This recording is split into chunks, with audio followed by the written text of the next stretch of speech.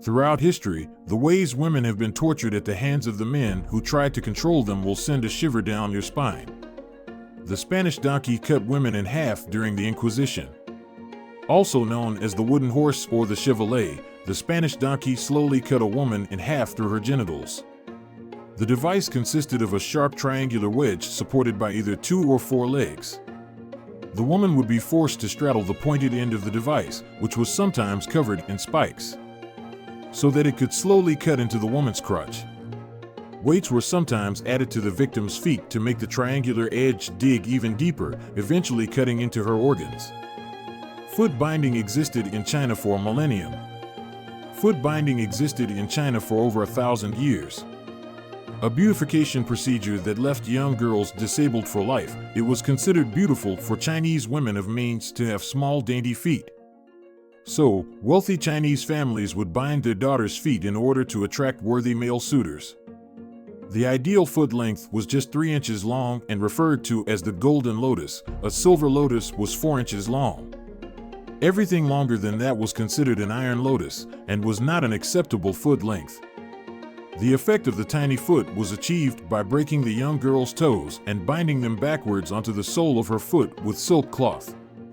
The girls were then forced to walk on their feet to encourage the continued breaking of the arch. Over time, the cloths were wrapped tighter and tighter until the desired foot length was achieved. The breast ripper maimed unmarried mothers. The breast ripper was an appalling device that caused immense pain in its female victims. The instrument consisted of 2 large pointed prongs that would, as the title suggests, tear into women's breasts and rip the tissue clean off of the body. Occasionally, the prongs were heated as well. It was meant to mark the bodies of unmarried mothers and women accused of adultery. The scold's bridle forced women into silence. For the medieval man, the easiest way to get his wife to stop constantly nagging him was to put her in a scold's bridle. Scold refers to a woman accused of gossiping or simply complaining too much. In those times, gossiping was feared to be the work of the devil. The first recorded use of the device, an iron mask locked over a woman's head, was in the 16th century.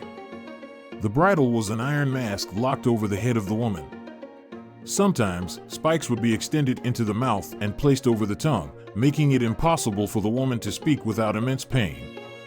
However, the torture of the scold's bridle was primarily psychological. The woman was publicly humiliated as she was paraded through town wearing the bridle, while onlookers cursed and spit at her. Sawing a woman in half wasn't out of the question. I want to play a game. Let's hang you upside down and cut you in half starting at your genitals. Unlike the Saw movies, there is no way to get out of this nightmare.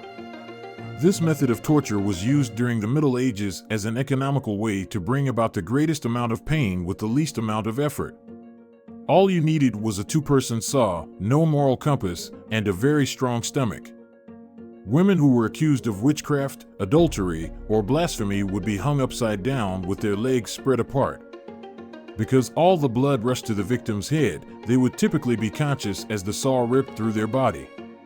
Sometimes the process lasted hours before the executioners eventually cut the entire body in half. Or, they stopped at the abdomen to prolong the excruciating death. The pair of anguish was used on women accused of abortion. This torture device's name speaks for itself. The pear of anguish, named for its resemblance to the fruit, was a grisly torture device used during medieval times and into the 17th century. The metal instrument was divided into 4 petal-shaped segments that opened when a corkscrew lever was turned at the opposite end. The primary victims of this device were women accused of witchcraft and abortion. The pear of anguish was inserted into the vagina and would be gradually cranked open, tearing apart the woman's reproductive organs. The instrument was also used on suspected homosexuals. It was later modified to be forced into the mouth of people accused of heresy. It would be expanded till it broke the jaw bones of the victim. The iron chair was a hot seat for women. The iron chair is probably the most uncomfortable piece of furniture you can own. The victim would be strapped to a chair covered in hundreds of razor-sharp spikes. They would be forced to sit there for hours until they eventually bled out. The device was primarily used during medieval times and was used on both sexes. However, women were more likely to be subjected to a particularly atrocious aspect of this chair. Medieval executioners took the expression lighting a fire under someone's literally. Underneath the middle seat there was a compartment meant for kindling a fire. Women were slowly roasted to death as blood spurted from every pore in their body. Corsets deformed women's bodies. The corset has been around for about 500 years. Many modern feminists would argue that the corset was a device used to subjugate women and was used to conform to an unrealistic and unhealthy beauty standard, much like foot binding. The first evidence of corsets, also referred to as stays, dates back to about 1530. However, they became popularized in the 18th century and were then used, as in their modern version, as underwear.